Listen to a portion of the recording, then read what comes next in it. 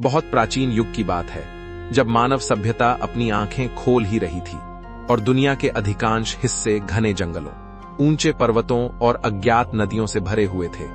उस समय अरावली की पर्वतमालाएं केवल पहाड़ नहीं थीं, बल्कि देवताओं और धरती के बीच का पवित्र सेतु मानी जाती थी, जहां स्वर्ग की रोशनी धरती को छूती और अलौकिक शक्तियां बार बार प्रकट होती थीं। जंगलों में विचित्र जीव रहते, गुफाओं में अज्ञात आवाजें गूंजती और रात के अंधकार में नीली आभा अपने आप जल उठती। स्थानीय लोग कहते थे कि जो इस भूमि में लालच, भय या अविश्वास लेकर प्रवेश करता, वह कभी लौट कर नहीं आता। समय के साथ लोग इसे श्रापित मानने लगे और सूर्य ढलते ही गांवों में सन्नाटा छा जाता। लोग घरों में दरवाजे और खिड़कियां बंद करके अपने बच्चों को डरावनी कहानियां सुनाते और माताएं उनके कानों में धीरे धीरे वह कथा बुनती कि जल्दी सो जाओ, नहीं तो अंबा वन का दैत्य उठा ले जाएगा। यही वह भूमि थी जहां एक अत्यंत भयानक प्राणी, भैरवनाथ का पतित स्वरूप जन्मा, जिसे कभी देवताओं का रक्षक माना जाता था, लेकिन शक्ति की लालसा और अहंकार ने उसे पाप के मार्ग पर धकेल दिया। अब उसकी आत्मा में केवल भूख, क्रोध और विनाश की आग बची थी और उसका वास उसी गुफा में था जहां आज अंबाजी माता का विशाल मंदिर खड़ा है। दिन में वह अंधकार में छिपा रहता और रात होते ही गांवों पर आतंक फैलाता। लोग गायब होते, परिवार उजड़ते और वीराने में भय घुल जाता। जंगलों की अद्भुतता सिर्फ राक्षस तक सीमित नहीं थी।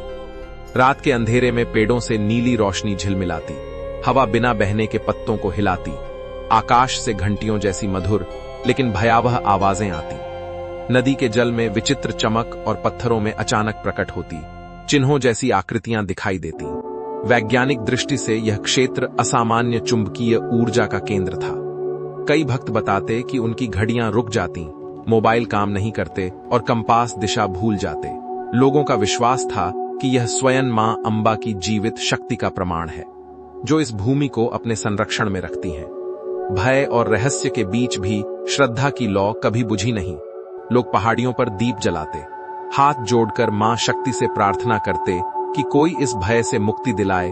और वर्षों की तपस्या के बाद एक वृद्ध साधु को दिव्य स्वप्न हुआ, जिसमें स्वयं मां अंबा प्रकट हुई और बोली, मैं स्वयं इस भूमि पर आऊंगी, पर मेरी लीला रहस्य के आवरण में होगी। साधु ने गांवों में जाकर सभी को चेतावनी दी कि कोई भी इस भूमि पर भय, अहंकार और लालच लेकर प्रवेश न करे, क्योंकि केवल सच्चे हृदय और भक्ति वाले लोग ही इसे देख सकते हैं। कुछ ही समय बाद जंगल में एक शांत मुख वाली युवती दिखाई दी, जिसका व्यक्तित्व इतना दिव्य और शांत था कि जंगल के सभी हिंसक जीव भी उसके सामने सिर झुकाते। वह लाल वस्त्रों में चलती, उसके चरणों में बंधी पायलें मधुर ध्वनि करती छन छन छन, और वही ध्वनि पहली बार भैरवनाथ के कानों तक पहुंची, जिसके भीतर भय जाग उठा और अनजाने ही वह उस ध्वनि का पीछा करने लगा। मां अंबा उसे घाटियों, सूखी नदियों और ऊंचे पहाड़ों के पार ले जाती रही, मानो उसकी हर चाल पहले से निर्धारित हो। और जंगल में हर जगह शुद्ध हवा और शांत वातावरण फैल गया। भय धीरे धीरे पिघलने लगा। पूर्णिमा की रात अचानक पायल की आवाज थम गई। पूरा जंगल सांस रोककर खड़ा हो गया और जैसे ही राक्षस पीछे मुड़ा, आकाश फट पड़ा और दिव्य प्रकाश से दिशाएं भर गईं। उसी प्रकाश के बीच मां अंबा विराट रूप में प्रकट हुई, हजारों सूर्यों जैसी तेजस्वी, करुणा और शक्ति का अद्भुत संगम। और उन्होंने कहा, यह भूमि युगों से शक्ति का केंद्र है, किसी दुष्ट को यहां रहने का अधिकार नहीं। राक्षस भय से कांप उठा और क्षमा मांगने लगा, लेकिन उसके पाप इतने गहरे थे कि उसका अंत निश्चित था। मां की दिव्य ऊर्जा से धरती कांप उठी और वह राक्षस भस्म होकर मिट्टी में समा गया। जहां उसका अंत हुआ, वहीं रहस्यमय श्री यंत्र प्रकट हुआ। और यही कारण है कि अंबाजी मंदिर में मूर्ति नहीं, बल्कि शक्ति स्वरूप की पूजा होती है। इसके बाद जंगल शांत हो गए, लोग सुरक्षित लौटने लगे और वर्षों बाद वहीं पहला छोटा मंदिर बना, जिसे समय के साथ भक्तों और राजाओं ने भव्य रूप दिया। किंवदंती है कि जिसने भी अहंकार से निर्माण करने की कोशिश की, उसका अंत हो गया, क्योंकि यह धाम केवल भक्ति स्वीकार करता है, सत्ता नहीं।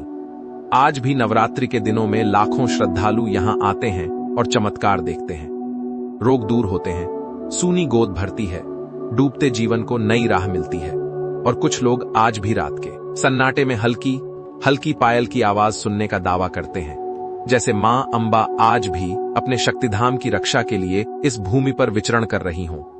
वैज्ञानिक अब भी मानते हैं कि अंबाजी क्षेत्र का चुंबकीय क्षेत्र असामान्य है। कई यात्रियों ने यहां विचित्र अनुभव किए, समय की अनुभूति बदलना, घड़ियां अचानक रुक जाना, मोबाइल और कंपास दिशा भूल जाना। भक्त इसे मां अंबा की जीवित शक्ति और भूमि की अलौकिक ऊर्जा का प्रमाण मानते हैं। और यह कथा केवल इतिहास नहीं, बल्कि चेतना, भक्ति और अध्यात्म का प्रतीक है।